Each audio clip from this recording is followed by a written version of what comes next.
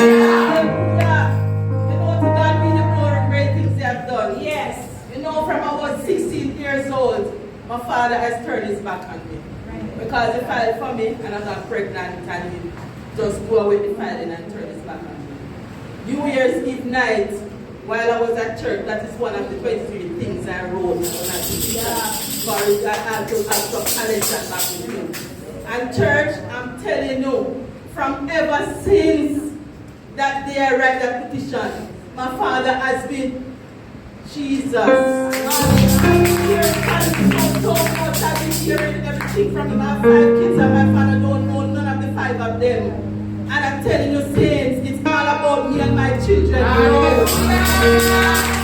Convocation was coming up and I didn't have any money to come to convocation. And I asked Sister Teresa to lend me some money.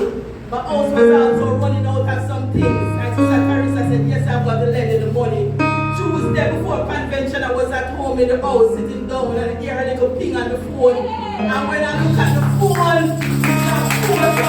was Western Union. Hallelujah. Put it in. I just wanted to pray for me because God has been opening some closed doors for me. Hallelujah.